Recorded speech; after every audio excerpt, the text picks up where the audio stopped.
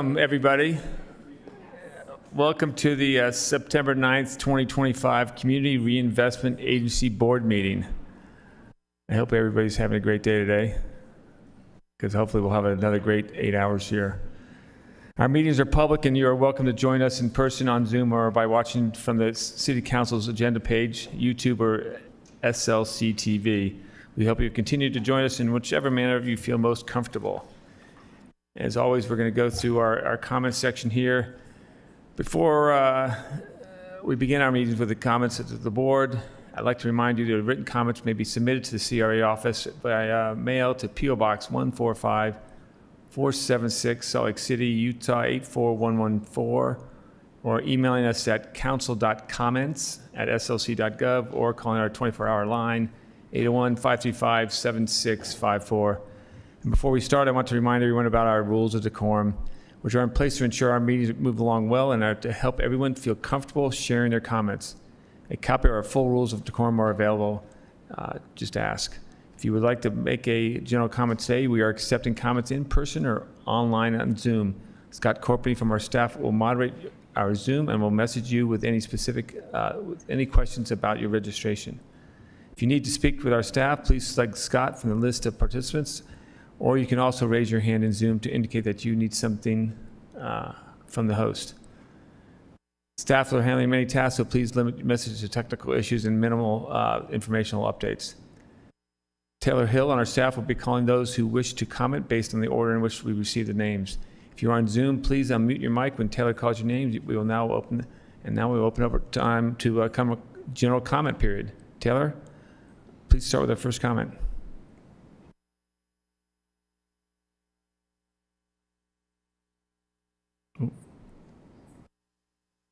Hoping Taylor's online.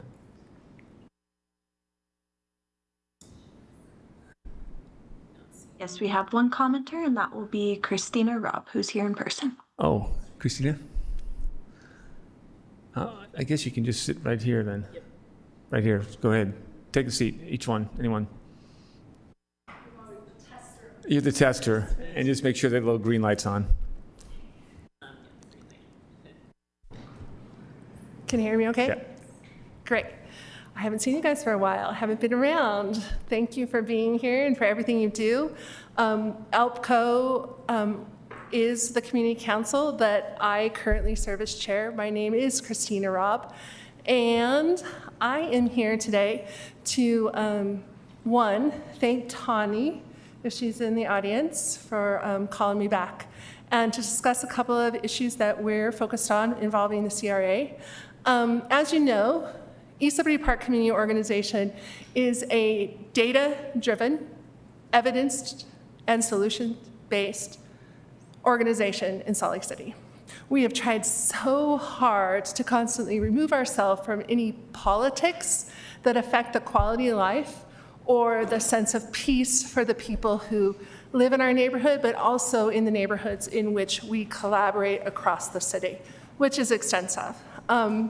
We have set up a citywide land use and transportation committee. We meet every second Thursday of the month, and we call it the Affordable Living Initiative, based on a lot of which Mr. Dugan brought up, in which we need to keep our land use / CRA such in line with our transportation in order to actually affect affordable living.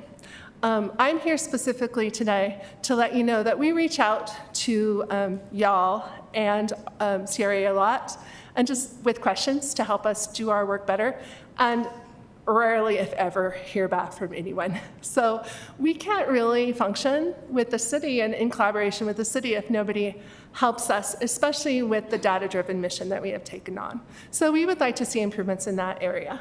And also, what we would really like to see is the CRA advocating for generational green space. As it applies to Ballpark Next, with, we're running out of green space, we're not going to be able to make any more.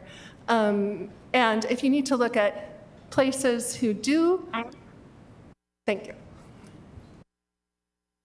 That was the final register commenter. Thank you, Taylor. Thank you. All right, we'll turn on to the public hearing. We have none there. Community Reinvestment Agency Business, C1, approval of the minutes. I'll look for a motion to approve the meeting minutes of April 8th, 2025, May 13th, 2025, May 20th, 2025, and July 8th, 2025. Move for Move to- approval. Second. I have a motion from Board Member Pui, a second from Board Member Young. All in favor say aye. Aye. Aye. Aye. That motion passes 1, 2, 3, 4, 5 to 0 with Councilmember Wharton and Lopez Chavez absent. Moving on to number 2, resolution of Ballpark Next Community Design Plan. Lauren Parisi, McKenna will be here to present. Yes. Thank you, Board Chair Dugan. So, to get started, we are thrilled to be here today to present the Ballpark Next Community Design Plan, and really even more excited about the opportunities that lie ahead for this site. Next slide, please.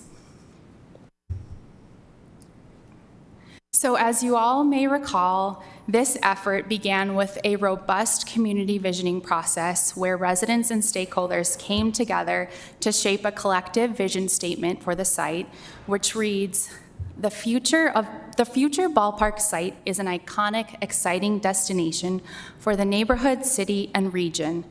It's a catalyst for the transformation of our neighborhood, attracting people and development that uplifts and celebrates the area and its residents. Grounded in this vision, we believe the concept design rises to the challenge, capturing the spirit of the ballpark community, creating opportunities for different walks of life, and weaving together dynamic elements into a unified, implementable plan. Next slide, please. To take us back once more, our design team explored 3 reuse scenarios. Stakeholders responded overwhelmingly in favor of the partial reuse option, preferring it over keeping the stadium as is for sporting events or removing it in its entirety for additional open space. Next slide. Beyond reflecting community preferences, this plan is grounded in a deep understanding of existing conditions and technical analysis. It's somewhat like a puzzle in that each element is designed to fit together. Overall, public feedback was supportive of the plan, especially the event venue, partial stadium preservation, new public green space, improved walkability, local business opportunities, and community amenities like the public library. Over the next few slides, McKenna and I will walk through the most prominent public comments we received and explain how the final plan may have been adjusted in response. Next slide.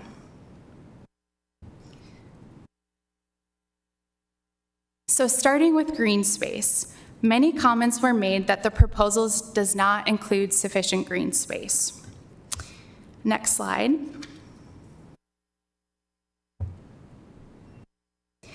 Nearly a third of the site, or 4.8 acres, will be dedicated to accessible green space as well as open space, including the Creek Park and the neighborhood field. This plan transforms what was previously inaccessible space into vibrant public space for ballpark neighbors and visitors alike. Next slide. In addition to these designated park spaces, the design includes a lush tree canopy and water-wise landscaping, not to be overlooked as a means to combat the urban heat island effect. The CRA's existing sustainable development policy requires that building be highly efficient and all electric at minimum, and a more comprehensive net zero district with on-site renewables is to be explored as part of the design process to come. Next slide. The project team did consider dedicating an additional block to green space, but ultimately determined it was not the best option, especially in regard to maintenance cost and, most importantly, safety. Instead of a single large park, this plan creates a balance of green space, housing, and community amenities, a mix of activity that keeps the neighborhood safe and vibrant. Next slide. Next up, housing. The plan includes a mix of housing types with a focus on creating home ownership opportunities. Community feedback emphasized the need for attainable, family-friendly housing, while some raised concerns about the density being proposed. Given the site's proximity to public transit and the downtown, it's well suited for a bit denser transit-oriented housing, providing options for those impacted by housing scarcity. Just as importantly, residents will bring energy and life to the site, supporting the local businesses and ensuring eyes on the street. Finally, housing helps generate the financial resources that make other public amenities possible. Next slide. Utah faces a housing shortage of nearly 37,000 units. In Salt Lake City, over 14,000 households spend more than half of their income on housing. The 460 units highlighted here can make a real difference, meeting diverse housing needs for seniors and first-time homebuyers. Next slide. Moving on to building height. Building height allowances in this plan range from 45 to 120 feet, with Block D up to 150 feet.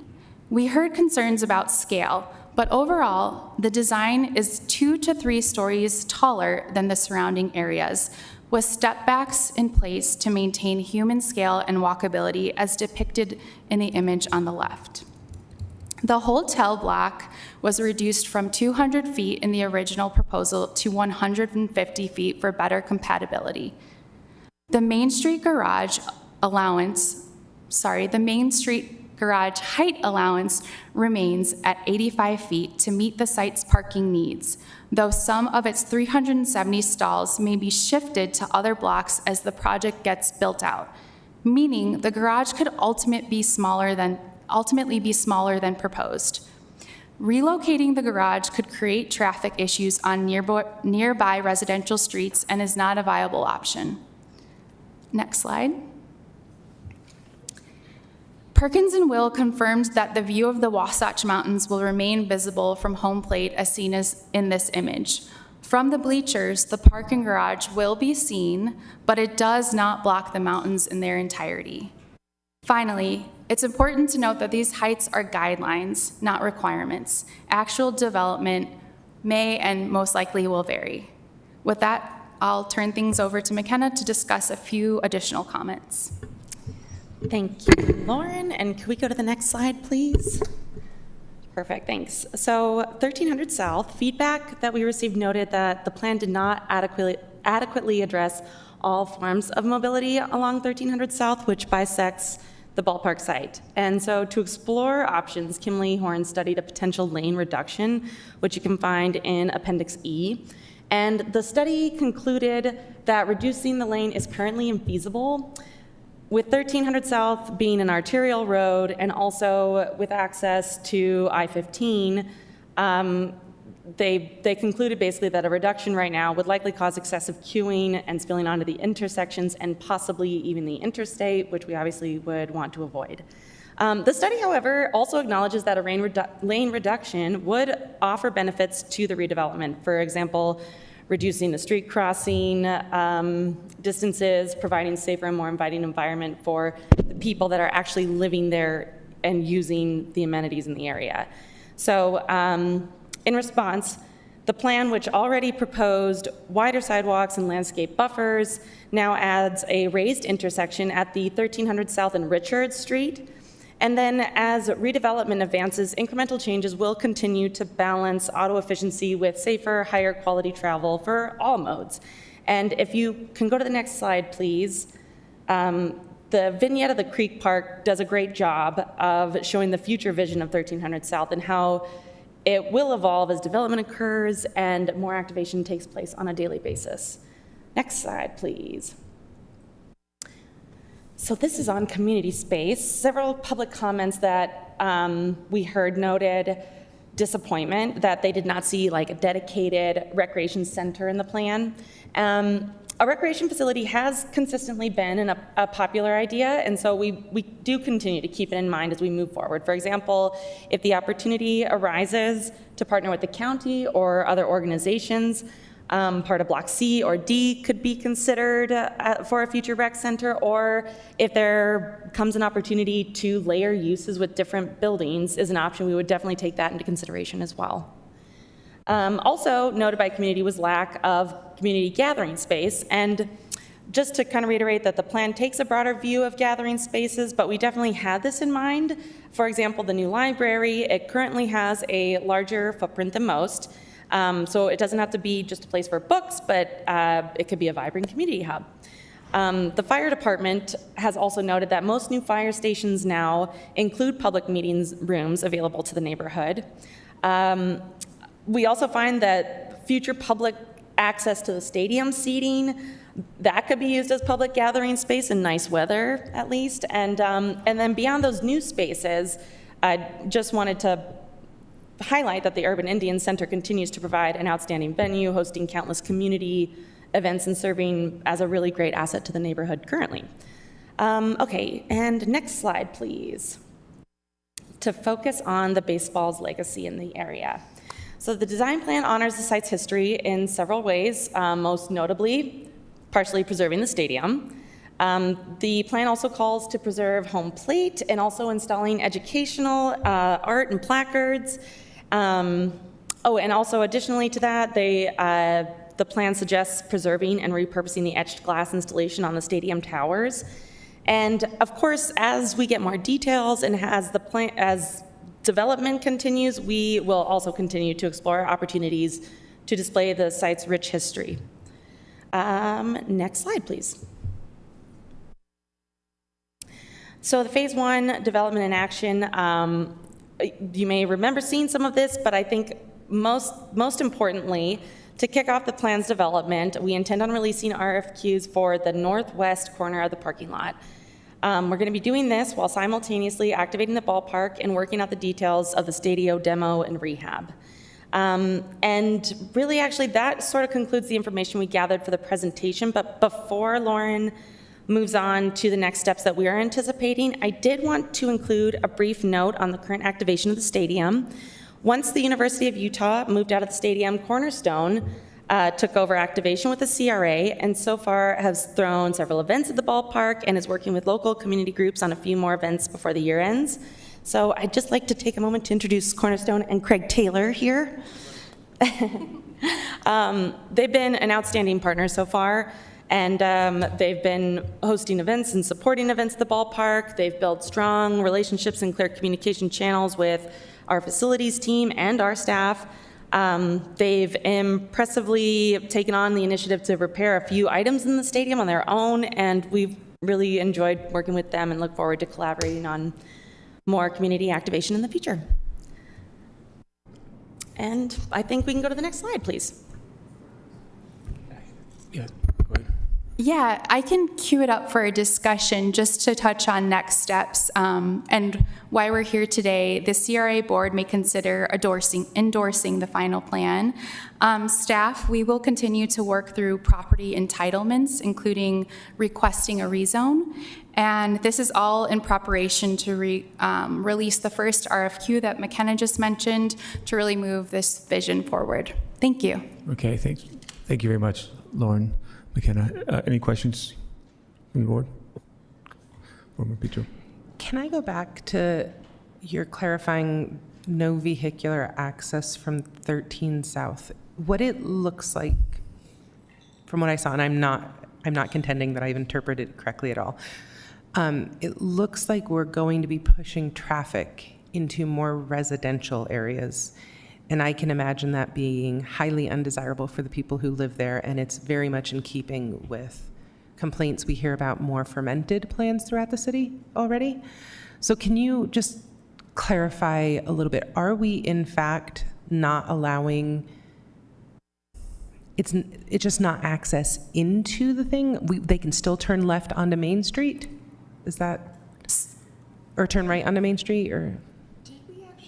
There's no driveways or curb cuts onto 13th to access the buildings on, off of 1300 South. But all streets onto which 13th South can turn are maintaining, it's not that we're like eliminating, it's like you can't turn right if you're facing eastbound on 13 West into Main Street. No, you could turn right, yeah.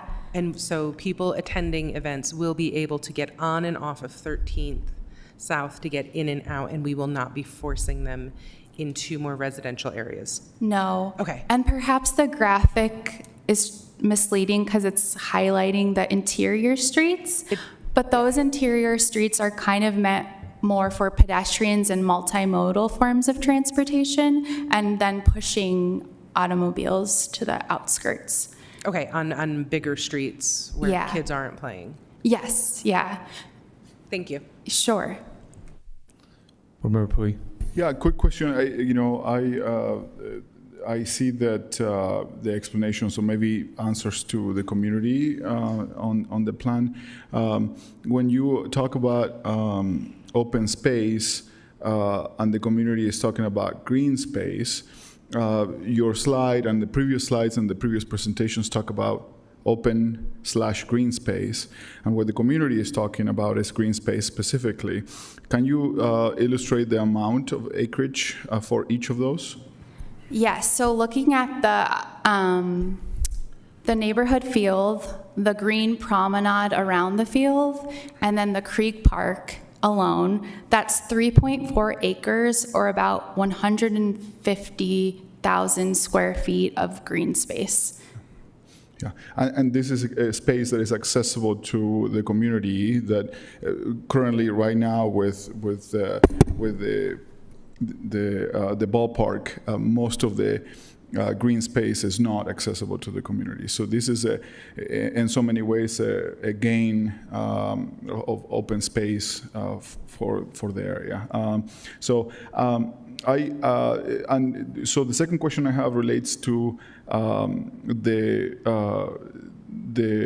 the pledge to make the ballpark next happen and the fund. And I would love to understand where are we with the pledge from the Larry H. Miller Family Foundation to make this happen. Ultimately, for me, this is a beautiful plan, and I want to make sure it happens. And I know that we have pieces to leverage the land or the zoning to make some of these things happen. But the key for this plan to actually be a reality is that fund that was promised to the community, and it was a commitment to the neighborhood because of the history of the bees in that area. So, is there an update that we can get on that front? Yes, so financing, of course, is one of the very next steps, a huge next step that we need to dive into as we move forward. And we plan on utilizing this plan now that we have it together to re-engage the Miller Family Foundation on that very question.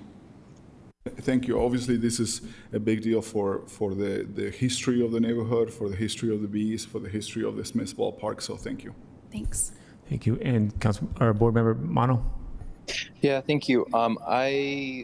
Moving back to the green space, the neighborhood field, I just wanted to confirm that is going to be open to the public. Like when there's not an event, I could take my dog and a picnic blanket and hang out on the field, or is it going to be only available for actual events? Confirmed, it will be open to the neighborhood, the public. Great. So it will act as a park. Yeah. And green space. And I appreciate that. I know that was one of the big concerns from some of my constituents is whether or not there was enough available green space. It's already an area that doesn't have a lot of green space. So I think I agree with your assessment, though, that this does feel like a win for the neighborhood, more green space. I'll just put a flag in for if and when public utilities moves from their campus on West Temple a little bit further south. I know this is not a CRA issue, but I think that that's another opportunity for us to bring some additional green space into the ballpark neighborhood. So I'll just put that out as a flag that this hopefully is not our only opportunity to add more green space in the neighborhood.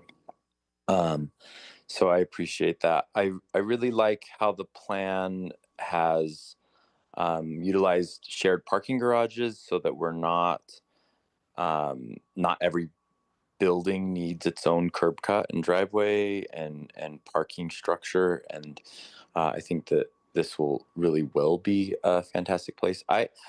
I know that one of the questions was what our actual action is going to be, and personally, I want to give as much certainty to the public and to myself and to the city that this plan, as we've created and with all the engagement with the city and the residents, that it will actually be as close to this as possible. So I'm wondering if there's an option for us to officially adopt the plan rather than just endorse it. And I know that that's a legal question that we're kind of sorting through, but I guess my hope would be that we can wait until we've solved that question, because I'd like to make it as official and concrete as possible.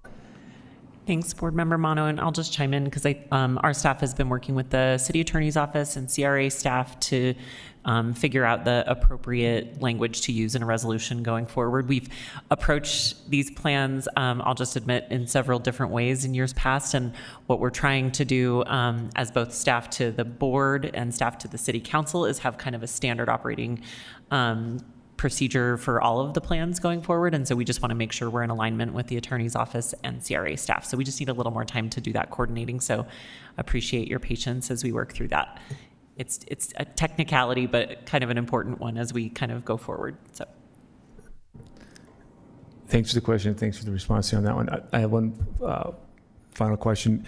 It concerns the liquor license and the proximity to the playgrounds, library, the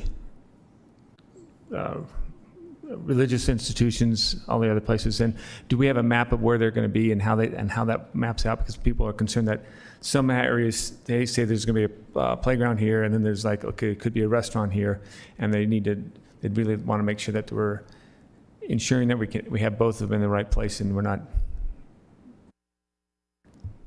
Yes, there are maps that highlight where those community locations are and the required buffer from those community locations. There was a specific comment brought up that there might not be a buffer included in the map from the little playscape that's a part of the landscaping drawing.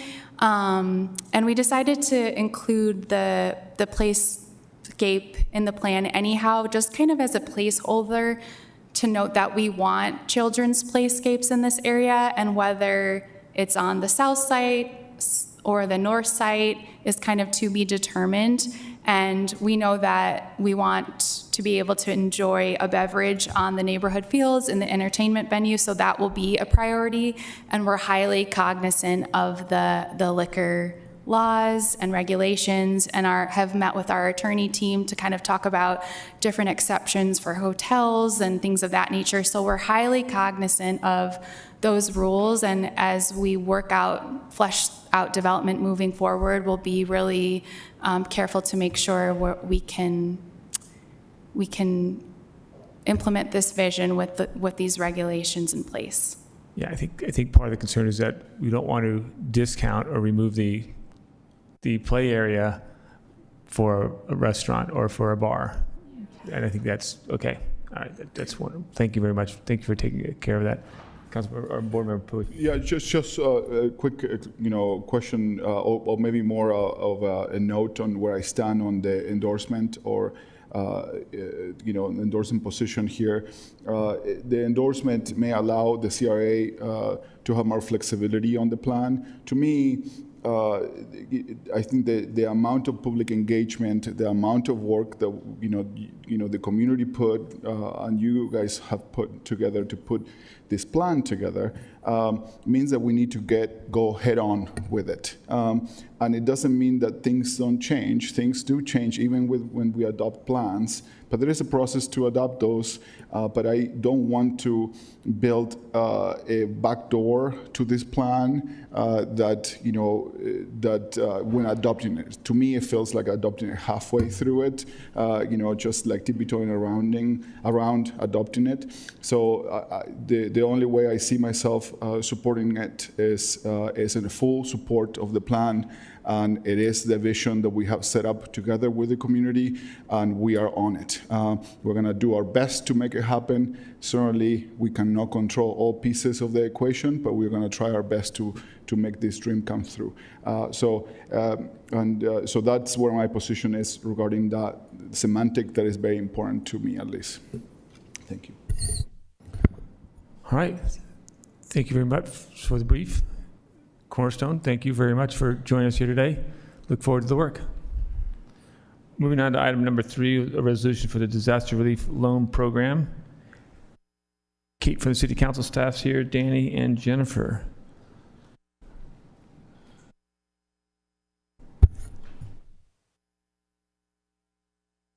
I'll turn the time over. Kate, the floor is yours.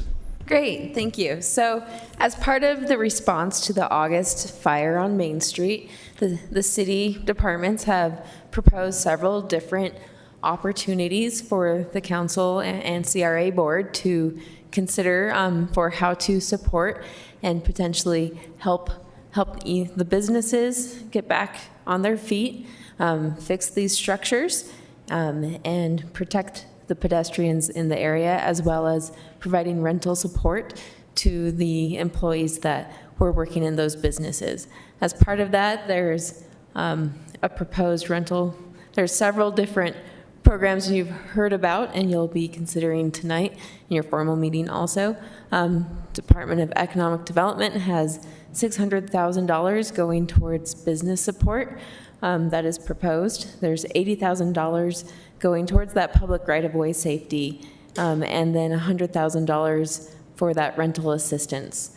This disaster relief program, or RDLP, that you will be hearing about today from the CRA, is their part of this to help get those structures back online. This program is set up to work in project areas throughout the CRA's throughout CRA project areas. With that, I will turn it over to Danny and Miranda to discuss. Thanks, Kate. Members of the board, thank you. On behalf of the mayor, we appreciate the opportunity to present this program. As Kate indicated, we as a CRA were tasked by the mayor, along with other city departments, to determine which ways we could respond to the fires on Main Street.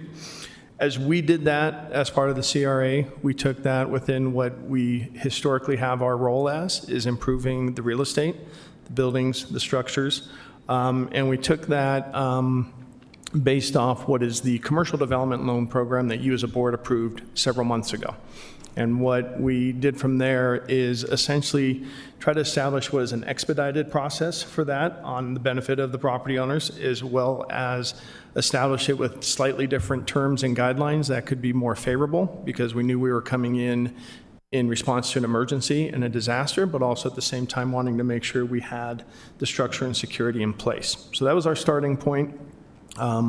Within that, our goal was still very much to focus on what could be a gap financing part of the project, specifically what may or may not be covered either by insurance proceeds or the ability of the property owner to go get financing or provide funds. Within that, we also wanted to take the approach that you as a board and the mayor may want to make this type of response available again in the future. So we did not want it to be too much in response of just these fires, but take a step back and look at, well, if we were to do this, and if we wanted to do this in a way that we could provide the same response again, let's take that opportunity to now set it up that way. So the purpose, obviously, is to provide financial assistance to targeted property owners that have suffered significant damage to what we call a qualifying event. And so beyond just the fires on Main Street, in the future, it could be flooding, it could be earthquake, it could be whatever. Doing that in a way that our goal, our task was to help try to facilitate those reconstruction efforts happening sooner, Time is of the essence here. We wanted to make sure that we were an add-on, not a complete substitution for something, but do it in a way that we could help cover those expenses that within the process of the business owners, or the property owners, I should say, of wanting to rebuild, if there was something that they ran into a wall, this financing could maybe provide that assistance to help keep moving them forward on that path quickly and to get rebuilt as soon as possible. Having say that, it's not always easy to rebuild structures. Some obviously suffered more damage than others, will take longer, but the idea was to try to be a facilitator, help them get over some of these roadblocks. So next slide. Having said that, the purpose again is to target qualifying events with the goal to help facilitate those efforts by providing the gap financing, and to do it in a way that we are specifically helping counter those expenses incurred from the disaster. You as a board will see this in many different ways. First and foremost is whatever this initial approval of the policy is, whatever input and direction you want to provide us, and what then ultimately goes in the final policy. Also, the availability of the program, looking ahead in the future. As I said, this is something that as we crafted, once this is done in response to Main Street, it would sit on the shelf and would be available again in the future should we, with direction from the board, want to offer it again. You also have oversight, obviously, over the allocation of funds. This program does not happen, but for the board putting funds specifically to it, direction on how we want to respond and how much. And then ultimately, whatever loans we do will come back before the board for approval as well. Next slide. The threshold requirements, first and foremost, as Kate indicated, this is only available in CRA project areas. So that is something to keep in mind in the future moving forward. The applicant must be either the existing property owner or a long-term lessee of the property. Projects must have sustained direct and verifiable damage. We did provide a year time frame, trying to think ahead over what other disasters may be, specifically flooding. You may not discover mold right away. And so if that's something that you would need assistance for, that could be available. Potential eligible costs cover everything from demolition to site clearance to securing the site, ultimately starting the design and engineering work, the construction efforts, and then any other related expenses that may happen, whether those are upgrades to the building, sod renovations, infrastructure improvements, things that may still be related to the rebuilding efforts that we may just not know at this time. Next slide. The proposed terms are initially a 3-year term with the option to extend to 5 years. Carry a 10-year amortization. The interest rate for the first 2 years would be 0%. Year 3 would be 2%, and if it was extended beyond that for years 4 and 5, it would be 5%. Funds will be dispersed as draws as the borrowers provide supporting documentation. No payments for the first 2 years of the loan, and then, as I said, security should generally be within the same context as we have our commercial development loan program in terms of deed of trust, personal guarantees. But I will say, since these are coming as an emergency response, we're probably not going to have the same loan value and debt service coverage that we traditionally will. So we will probably be coming to you with slightly less secure loans, but we will still endeavor to make sure that they are secured as possible given the circumstances. Next slide, please. So again, as I said, next steps would be for you as the board to approve the program with any input that you would like us to incorporate within that policy. After this, we will discuss Budget Amendment 1, which includes the initial allocation of that consideration. Our steps would then be, once we have an approved program and funding and understand what that is, to go continue to discuss this with the property owners. Staff will start to work on finalizing what would be an application process, and then we will come back to you for approval of the loans. Next slide. I think that covers everything at a super high level. I'll pause there and make sure we can get into questions and answer any other concerns. Thank you, Danny. Councilmember, Board Member Petro. I have more of a structural question. So after we approve the creation of a program like this, it can stay around in perpetuity, correct? Would it be legal for us to continue to take a portion of the proceeds from project areas and keep it there in case a disaster like this occurs? It occurs to me that now anything we put in there is an opportunity cost, right? It's something that has to be reallocated. So something else we had planned for is not going to be done, which is, it's fine, you know, but I'd love in the future if we didn't have to reallocate, if this fund would just be available with legislative parameters to be deployed, should something like this happen, either man-made or other. Yeah, so let me answer the two parts of that. Number one, want to make it clear, in perpetuity, yes, it would continue to exist, it would be available. Our intention would be that it only gets deployed in response to an event. So I don't want it to seem that at any point someone could come in and apply because their basement got flooded. So I want to clarify that. I think that's what you meant, but just to make sure that that's crystal clear. Not because you got really sick and behind on your bills. It's a disaster that's external Yes. to you. So this event happened, you have a year in response to that event. In terms of funding, I think you raised a great point. I think for us as staff, I think it would make sense to identify some level of funding that is available so that you have at least the assurance that at some point if something does happen, you could roll out that funding. To your point, I think you have to balance that with the opportunity cost of how does that work? How much do you really want to reserve? I think that's a conversation that we'd probably love to have as part of the overall budget of as we start looking at what is a appropriate level of even just fund balance for the CRA to maintain just for normal cash flow and issues. Is that enough to basically sit there and that can always be available if we absolutely wanted to reallocate that? So that serves multiple purposes rather than just having a line on my item in the budget that doesn't get spent. This helps accomplish multiple things. So that is something we would love to continue to talk about throughout the budget. And then my second question, is it just for rebuilding in the same place? Or if they chose another storefront on Main Street, could it be for the build out to get up and running in a new space? Yeah, and this is a great place where we'd probably love to have direction from the board on how much you want to specify that.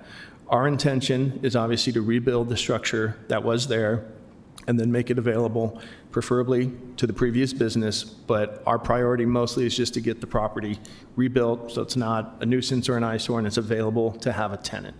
I think that's important. We can add clarity to what that means, that is kind of what was the pre-existing structure, and we don't necessarily mean we want it replaced with a new mixed-use development.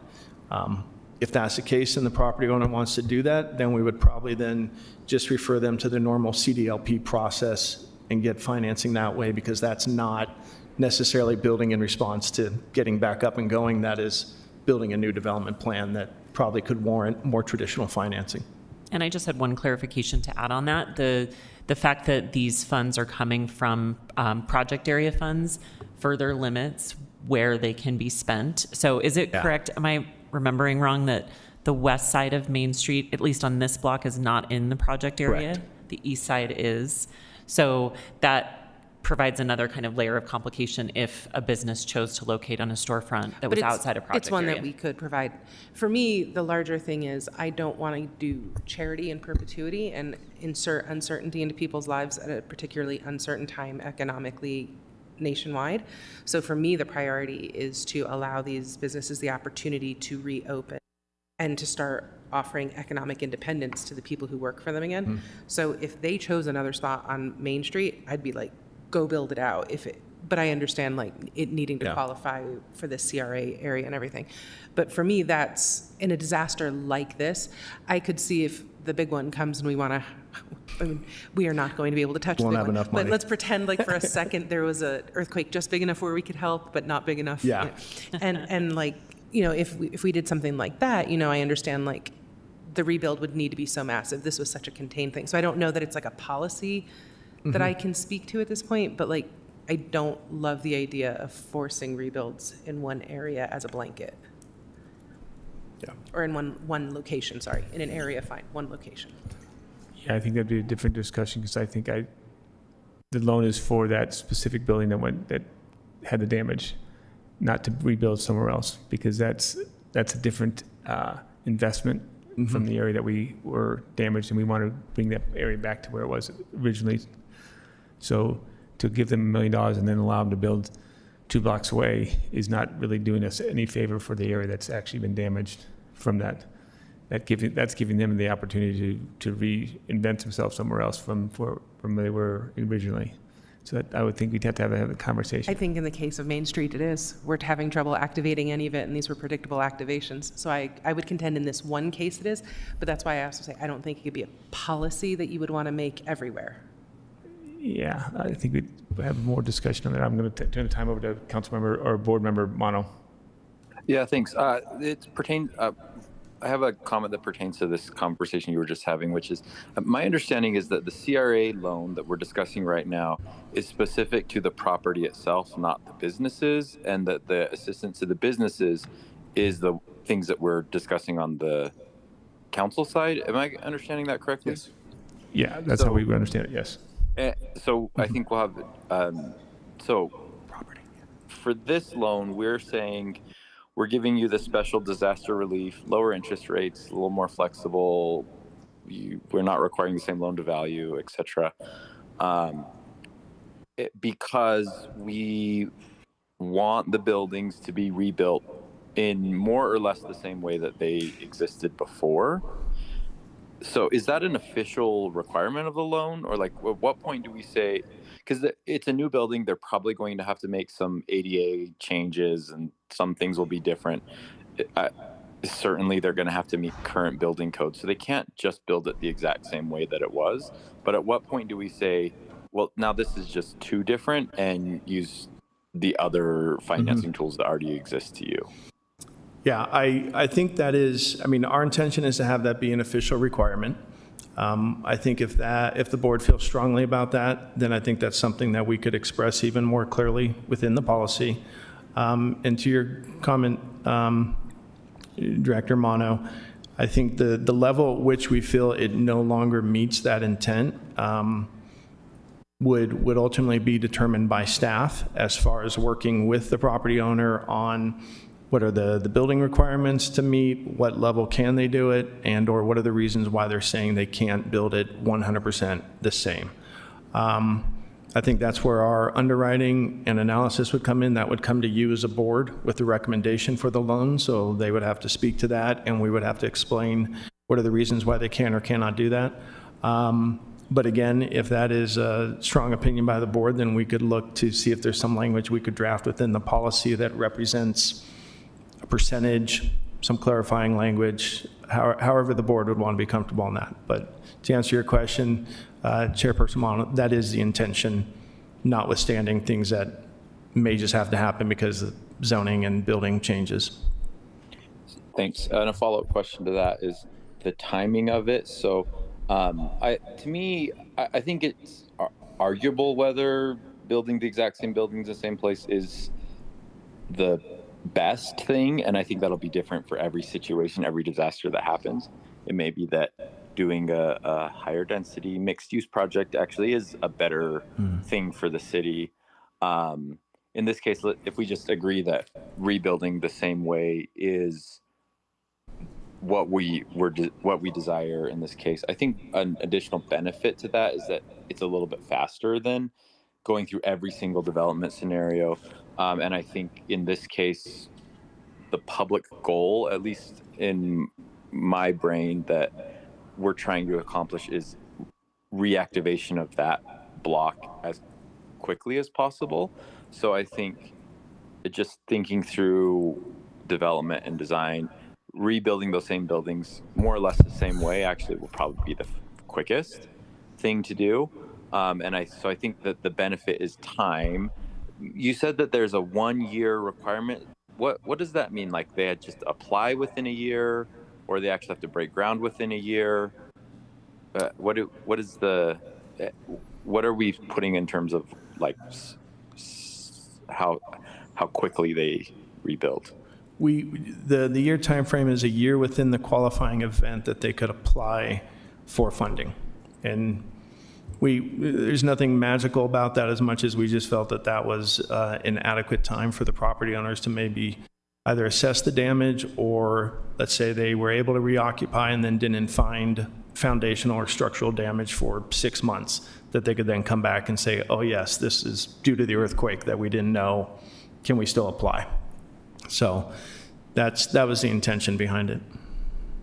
I guess then would there be a benefit to putting in an additional like you have a year to apply, and then you have 2 years to actually spend the funds, or something like that. Because if someone applies and then they take the next 5 or 6 years to assemble all the funding, well, then maybe the goal of rebuilding quickly wasn't met.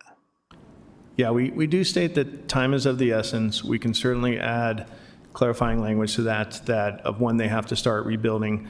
The idea, again, is that this is probably not going to be the sole source of funding to where it's the only thing driving the reconstruction, as much as it's probably going to be part of your insurance proceeds and undertaking reconstruction as part of that, or your other proceeds. So we say time is of the essence, assuming that we're probably going to follow whatever that time frame is that's being determined of receiving the proceeds and implementing that and moving forward. But having said that, I could see the point of making sure that we do have a qualifying limit of how long they really have before they don't do anything.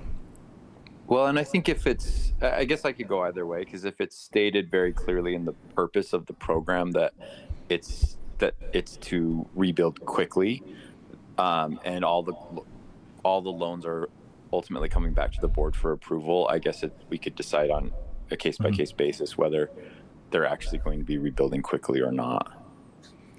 And we can do what we've done with other loans. And I appreciate it. Yeah, I guess all I'm saying is that for me, what is the most compelling about this program is helping them rebuild quickly. So for me, the time is a very important piece of it. Yeah, and also their interest rate after the first 2 years, it goes up. So they actually start having to pay for something at that point. do have that. So And even though we do it's that low with our interest- other loan Yes. approvals as the board, as you provide a And conditional it's a low commitment. interest rate, but still. Yeah. Okay, Councilmember or Board Member Pui. Thank you. The questions I had relate to the public benefit and ensuring that while creating this new loan, that there is clear basis on the public benefit, like we do in all the other pieces, and that is based on a clear definition on the public benefit pieces that we have selected already for the other funds. So just to make sure that we can always verbalize clearly what we are getting for that. So that would be a key piece for me to ensure that this happens. And as long as the board still is in the loop about actually releasing this, much like we do with the other loan pieces, I feel comfortable generally with it. I do want to ask, is this set up to be sort of a revolving fund? Because it seems like just maybe by some of the board members, it feels like the interest is potentially keeping this alive long term, and maybe by the presentation itself that we might see a value on keeping some little money aside in case, and if so, could this be just paid back and it goes to that fund, and then it sort of keep on replenishing itself? Is that possible? Yeah. Let me address the first issue of public benefits, because I just want to make it clear. I think the overriding public benefit here is rebuilding as fast as possible. This will not carry the same level of public benefit requirements we have with our other programs, such as we're probably not going to have the sustainability level of requirement. We're probably not going to get into some of those multiple public benefits as much as you're rebuilding the building quickly so that it can be occupied. And I think as part of our analysis of the loan, we certainly can identify what are other benefits that may be included, but it's not going to carry those same threshold requirements that I think you're used to us seeing talk about in our program. So I want to make it clear, because if that is an issue at the board, we want to make sure we're clear on that in the policy. So the overarching goal here is speed on rebuilding. And I would love a definition of what that means per Councilmember, Board Member Mano, because if they decide to go maybe a different direction, or maybe they add things to it, and then it's 2 years out, did we meet the the quick turnaround, and then it defeats its purpose. So to that point, I think that's a great point. The public benefit might not have been met. So I think I would like clarity on how we define quickly as possible, and what are our boundaries around that. To your second point, to be honest, we hadn't thought about whether we just have this serve as its own pot of money, revolving loan fund. I think if that's the direction we're getting from the board, what I'd probably ask is either at a later meeting or maybe as part of our next year's budget, we identify what level we either want to continue to have funding available for something like this. Do we just serve this as its own revolving loan fund, or do we do something else? And we can certainly, as staff, present those options, work with council staff on kind of what are the goals of the board members to address that. But we'd probably love to identify that just as much, and we just haven't done that as part of this initial policy and discussion. Thank you. Board Member Orton? Thank you. I thank you, Danny, for saying what you said about the overriding desire that we all have is to see the activation, the level of activation, and these spots are better than what we saw before the fire. And if we were dealing with a situation where there were people fighting to develop and open new things on Main Street and there wasn't any space left, then I think we'd be analyzing this in a very different way. But because these are the most successful businesses that I've seen on Main Street in my lifetime, I think that we have to move quickly, and I think that getting them to the place where they were before the fire is the best realistic scenario that we can look for. I mean, right across the street, we have buildings that have been part of the CRA for a long time that are still sitting vacant and are in a less developable place today than they were when we created the CRA. So I don't really want to get too bogged down. Like, to me, this is the easiest thing to say yes to of all of the things that we've considered. Like, to me, this one is a no-brainer. It's not saying that we shouldn't ask these questions. We certainly should, and the public should know that we're asking these questions and be able to hear the answers. But I mean, I think ultimately I'm ready to move forward on all of the proposals, but this one for me makes the most sense. So thank you for all the background work. And I do hope, I mean, if there was any way to make this faster, I'd vote for that too. So thank you. Thank you. Thank you. I just want to, last question, just kind of point from Councilmember Pui and probably across the board. You know, this is CRA money in the central business district, and it happened to be there on the right, the correct or the wrong side of Main Street, however you want to say it, right? And so we have the funding. If it was on the other side of the street or in any other area that's not a CRA project area, this funding wouldn't be available. And we just happen to have money from this project because we have funding for all the development areas, but they can only be used for their project area.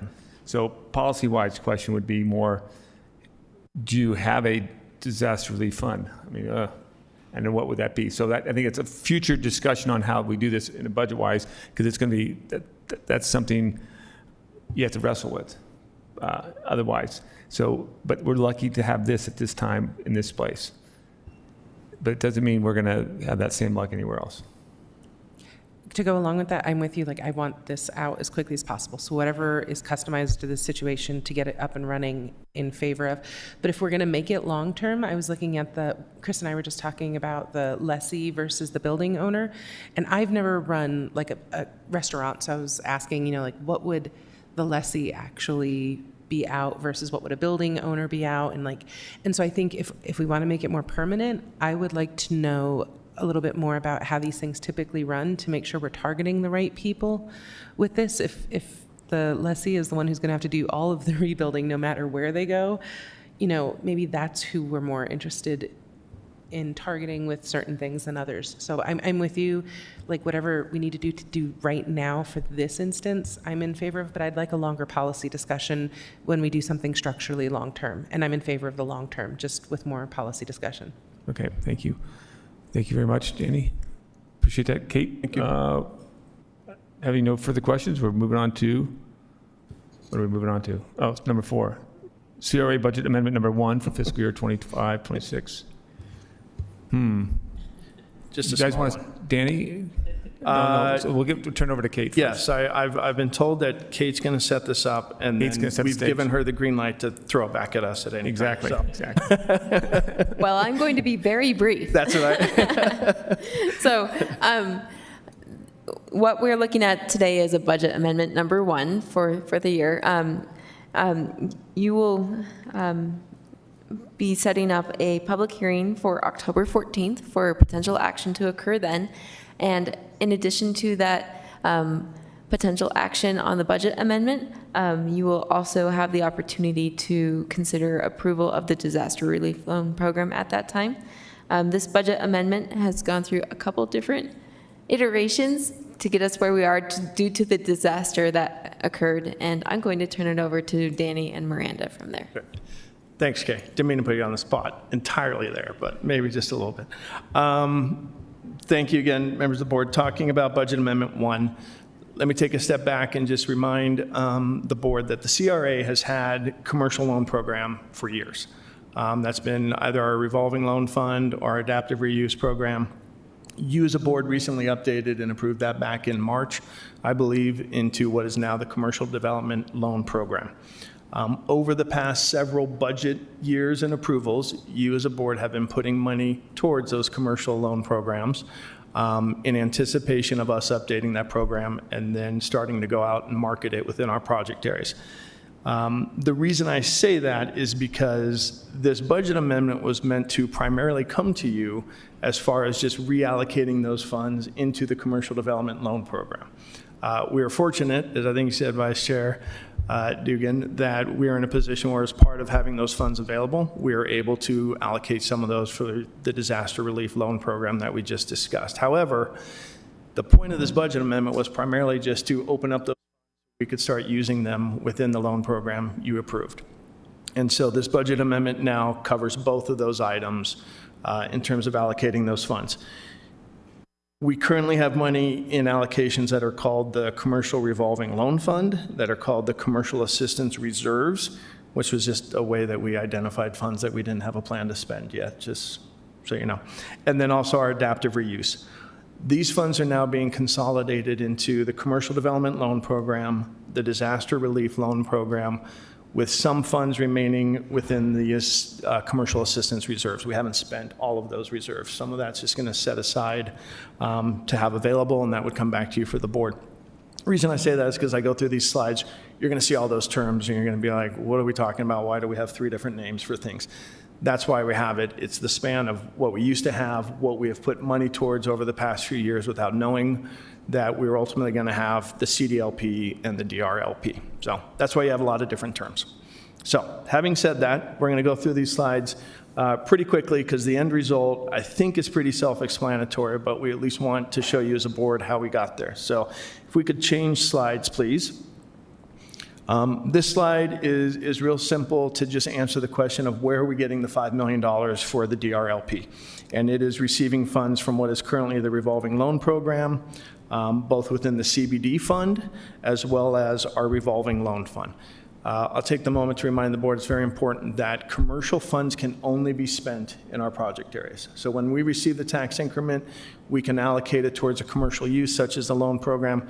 We can spend those funds within that project area. When those get paid back to us, they then go into our revolving loan fund, program income fund, whatever you want to call it. Those are then available to spend in any project area. So that's why we have different pots that have project area names and different pots that are just the revolving loan fund. So the $5 million is coming from a balance from both the CBD fund, 1.6 million and change, and then also just over $3.5 million from the revolving loan fund. As I said, 181,000 of this will then be reallocated to the CDLP. Next slide, please. This slide is to show kind of the current and proposed of what we have. You'll notice that State Street, 9 Line, North Temple, PIF, RLF, all of those are coming from the Commercial Revolving Loan Fund. Depot District and Granary are a little bit of the outliers. Depot District has the bulk of their funds in the Commercial Assistance Reserves. Granary has both money from the Reserves Fund as well as what was historically the Adaptive Reuse Program, which is now rolled into the CDLP. All of this indicates what is going into the CDLP. Within the memo, as we said, we have the $5 million going to the disaster relief program. We have just over $9.4 million going to the CDLP. This slide reflects where those funds are coming from, both current and what's proposed to go in the CDLP. Next slide.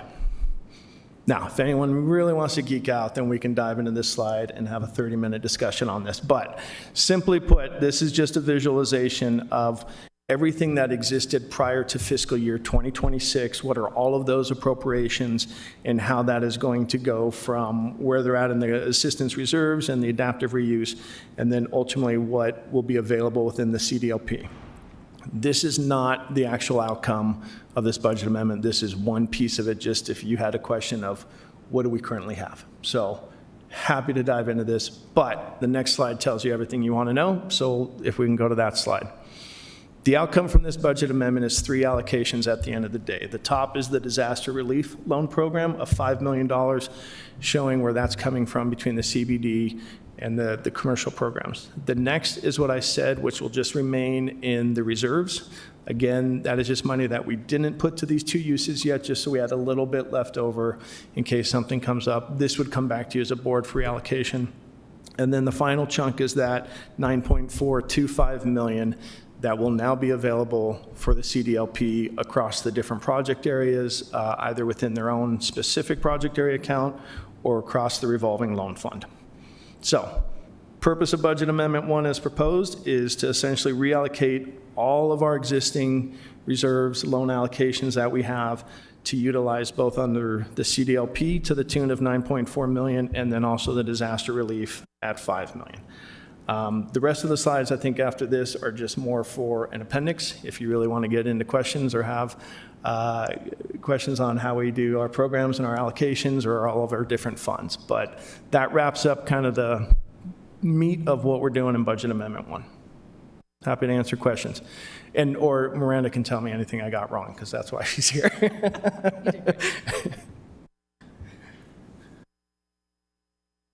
Questions? Board Member Petro? Do we typically spend out what we put in the commercial development loan fund? Do we anticipate that there will be people who maybe planned on applying for this that will have to look for other ways to meet that gap?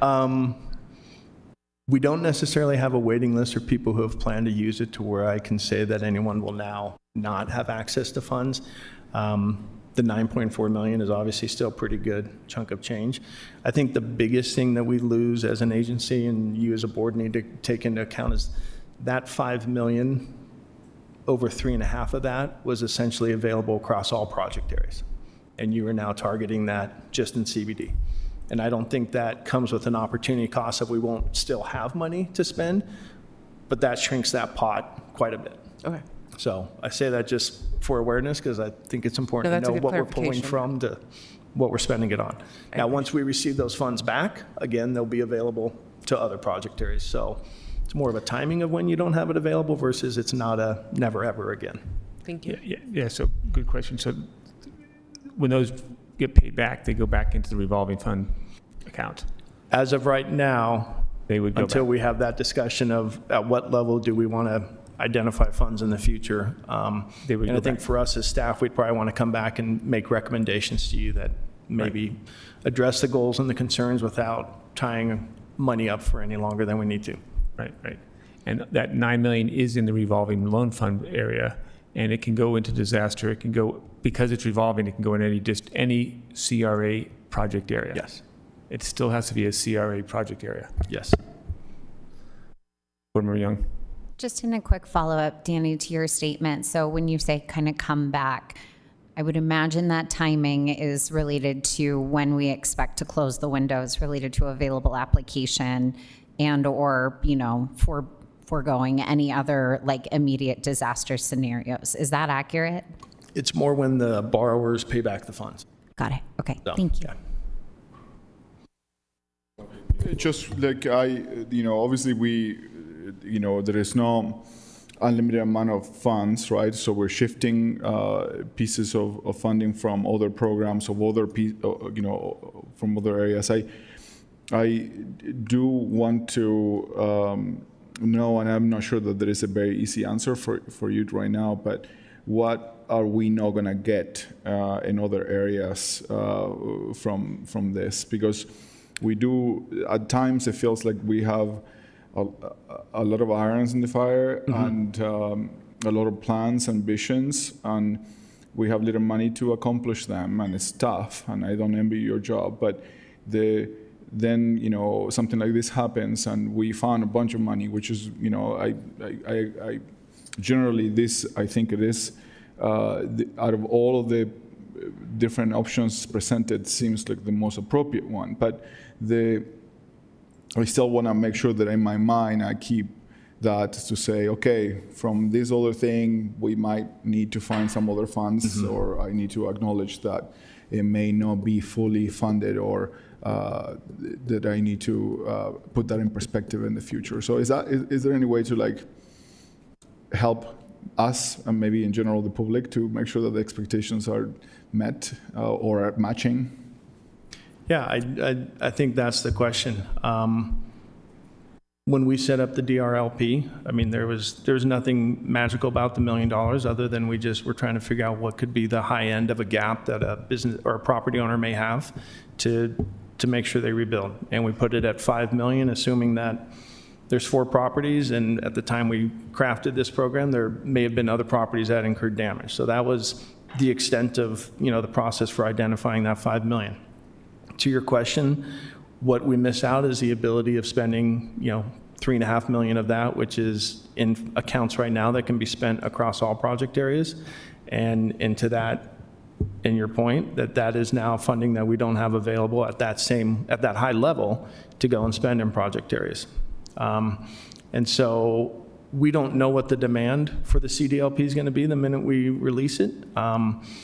We've had a commercial loan program that's existed for years. You'll recall that you as a board have approved a handful of those, but we haven't been marketing it. So once we go out and market it, our hope would be that we have a lot of interest.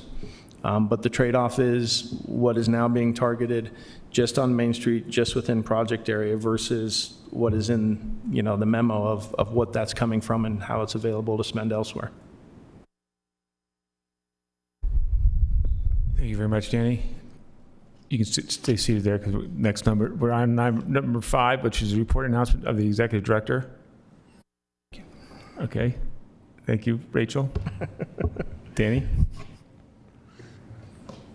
Just have to, Well, I actually showed the report of chairs and vice chairs because that was the executive director. I'm number 7. I am not the executive director. Right. Yeah. Nor does Rachel want me to Here, assume Mono, that did you have any announcements?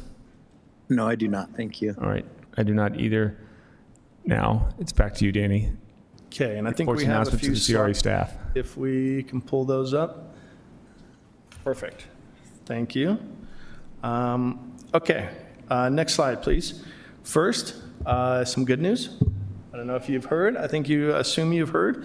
But on August 15th, the State Transportation Commission approved additional funding for the extension of the S-Line, which will now take it across Highland Drive within the Sugar House Shopping Center. This is a big deal for us because this is a big piece of what we have been waiting for to now determine how we can put the DI property out in Sugar House.